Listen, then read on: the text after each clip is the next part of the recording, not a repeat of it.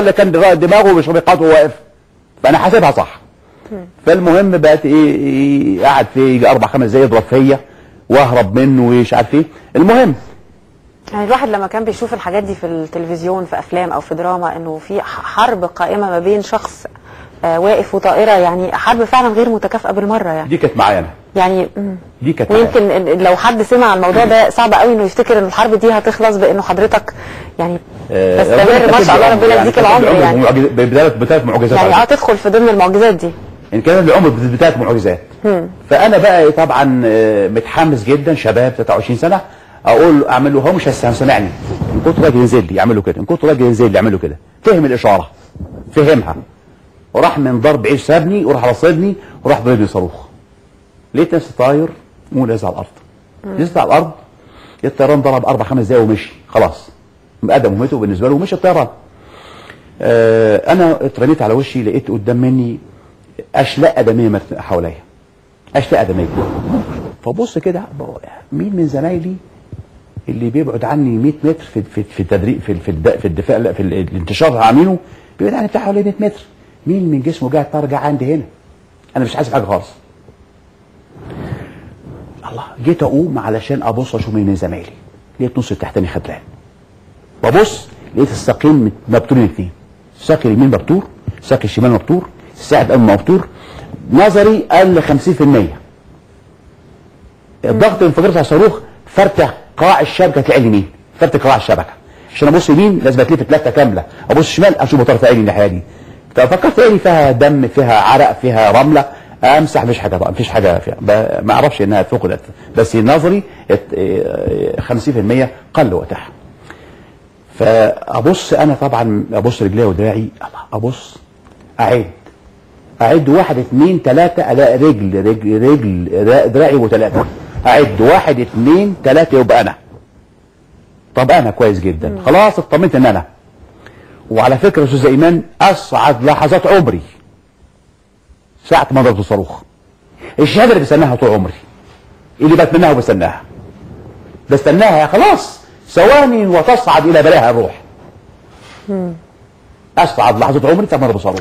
انت كنت فائل لما شفت، وفي كامل القوى العقليه، لما شفت اشلاء من جسدك تخيلت ان انت خلاص يعني خلاص، ما الشهاده بقى اهو خلاص. ما انت عاوز عرفت متقطع رجلين ودراع وخلاص، وظهري على فكره ظهري مضروب بالطول كمان، بس انت لسه كنت حي. لسه حي يعني. بس انا عارف اتعاملت بقى مع ده، يعني هيبدا النزيف هموت ازاي. انت عارف ان انت خلاص رايح. حتى زمايلي مش هيشوفوني، حتى معايا مش هيشوفوني. كنت فرحان جدا، لان ثواني وتصعد الى بلاها الروح. ده احسن حاجه، يعني احسن حاجه شفتها. اما اللي صار عيني دي، احلى منظر شفته بعيني، والدماء تروي ارض سيناء الحبيبه. خلاص اديت مهمتي، يا رب يا رب اجري منك بقى، خلاص صعدني الى السماء. فطبعا ده كله في ثواني، على فكره ده كله في ثواني. فطبعا الطيران مشي، انتظرت دقيقه ان زمايلي يجوني، ما جوش. قلت اما استشهدوا بالكامل واما انسحبوا بالكامل. ايه اللي هيحصل؟ العدو هيجي بطياره هليكوبتر يفتش المنطقه دي، يعمل عمليه تفتيش سريعه، يروح ياخدني اسير وشهر بقى. ادي بتوع الصعقه بتوعك اهو، مش ده واحد منهم اهو، وياخد معلومات ما كانش يحلم بيها مدى حياته. لو زرع 1000 جاسوس في مصر ما يقدرش ياخد المعلومات اللي عندي. فحسبتها سريعا كده في دقيقتين كده، الزمن سريع جدا، الثانيه هنا بالثانيه. شغل الصعق يحصل بالثواني، العمليات يحصل بالثواني. في سنتين 3 هتمسك كثير معلوماتك. زمايلك في الصعق، زمايلك في القوات المسلحه، الامن القومي المصري، الحق نفسك قبل العدو يمسك كثير. السلاح في ايدي، رحت داي الخزنه فيها 30 طله، ورحت قلبها ورحت حاطط سلاح في صدري. يا نهار ابيض. ورحت ناطط الشهادتين كمسلم، وابنى الزوس على الزناد، خشبت الله على نفسي، يا رب انا ما انتحرش وانت عارف ما انتحرش، انت عارف انا بضرب نفسي ليه؟ انا بضرب نفسي عشان احمي زمايلي واحمي بلدي. ما اروح العدو ما يستفدش ليه باي معلومات ياخدها مني. ضغطت على الزناد. كنت خدت قرار خلاص ما فيش، خدته ما هتمسك، ما حدش من زمايلي جالي. رحت ضغط على السلاح على الزناد بقوه، شلت تطلع دفعه الخزنه السلاح السقاط في وضع الآلي، يعني خزنه تطلع 30 طلقه مره كده، يطلع 10 ساعات. ايدي ما تسيب بقى استشهدت، تطلع الدفعه دي، ما طلعتش ولا طلقه. سبحان الله. معجزه، ما طلعش ولا طلقه. دي المعجزه الثانيه بقى. دي ثانيه. الصاروخ الاولى ما استشهدتش الاولى. الثانيه السلاح ما ضربش. المعجزه الثالثه يا استاذه ايمان، معايا قنبلتين هنا في الحزام في اسمه البول، قنبلتين. المفروض علميا انفجار صاروخ اسرائيلي فيا علميا موجة انفجار يفرتكوا الاثنين. علميا كان المفروض دول ينتفوني حتت. برضه الامر كان للسلاح كله اللي معايا، للقنابل والدي. وانا بحاول في السلاح بحاول اضرب نفسي تاني، لقيت ايد الزمايل بتشيل السلاح من ايدي. لحقوني بصراحه، لحقوني عارفين بضرب في نفسي. لحقوني وانا بعمل كده راح نادي من زميلي راح رميها بعيد. بصيت قلت يا عبد الفتاح يا عمران، ده زميلي من اسكندريه من عصافره اسكندريه، عبد الفتاح يا عمران هات رجليا ودراعي من سباعك ما تسيبهمش. يا صابر يا عوض سلاحي ما يتسابش. يا احمد ياسين كان عمال يربط بقى، يفك الشاش ويربطه بقى على البتر اليمين، بيربط جامد الشاش، وعلى البتر الشمال وعلى الساعد الايمن بيربط وبشيط جدا عشان الدم ما ينزلش. وحملوني زمايلي وتاجوا بي على القناه. المعجزه الرابعه ان احنا نعدي خط بارليف من الخلف الى الامام ولن اكتشفنا خط بارليف. القلاع الرهيبه على خط بارليف لم تكتشفنا. من ربنا الايات اللي قريتها انا اللي قريتها تاني كنت بقراها طول ما ناقش برضه، لان دي بقى ايات القتال برضه ربنا عمهم وعدينا خط بارليف غرب القناه. غرب القناه عدينا كان الساعه 8 صباحا، حطوني على النقاله وحط رجلي معايا في النقاله ودراعي، والدكتور نظف الجروح ونظف وربط ظهرته هو وعلق محل الملح. طبيب ملازم اول علق الحاجه دي وقال للقائد ايه؟ يا فندم ده قدام منه ساعات. انا سامع الكلام كلمه كلمه ووجه زمايلي كلمه تمام.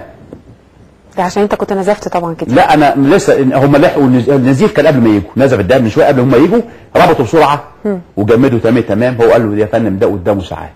قال له يعني ايه اعمل ايه يا دكتور؟ قال له يا فندم تؤمر تيجي لنا مدرعه بورسعيد تاخد المصاب دي المستشفى لان حالته سيئه جدا.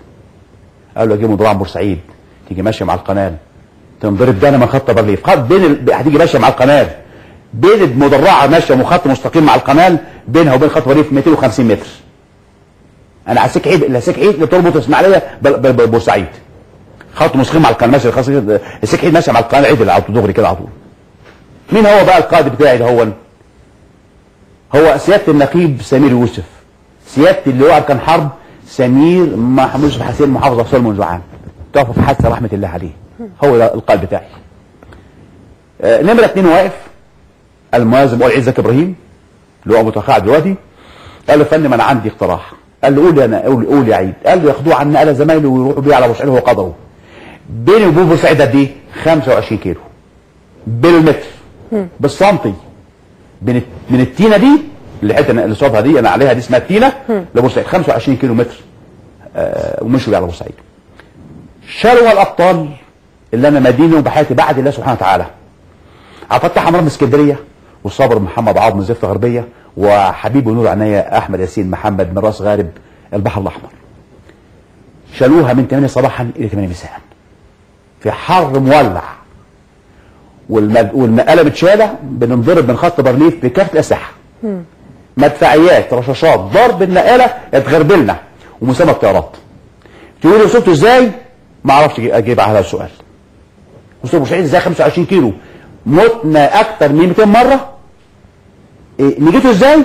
اقول لك ما اعرفش. مش قادر اسال ربنا ماليش دعوه. مالناش دعوه بالقصه دي خالص، ما اعرفش اجيب عليها خالص. من بورسعيد العسكري الى القاهره 7 يوم فوقت من الغيبوبه وافاجئ بالرئيس جمال عبد الناصر فوق دماغي وسياده الفريق محمد فوزي. اقول له يا فندم راجل من العمليه اللي كانت من اسبوع عرف التقارير وقراها طبعا هو القائد على القوات المسلحه. قال له راجل من رجالتك يا فندم مش شلفط. قال له راجل من تقطع رجليه ودراعه بتاع ايجا الراجل الله يرحمه وسياده الفريق محمد فوزي رحمه الله عليه. جم زاروا لي 7 يوم الاصابه. انا عندي ضربه في جامده كبيره في ظهري فكنت راقد على وشي وعاملين عليها برافان كده وعريان خالص كل قط. فاجا قبلني من دماغي سياده الرئيس وناقشني في العمليه. انت كنت فين وبتعمل؟ هو عارف كل حاجه. بيرفع روحي المعنويه، هي مرفوعه اصلا. انت عاوز حاجه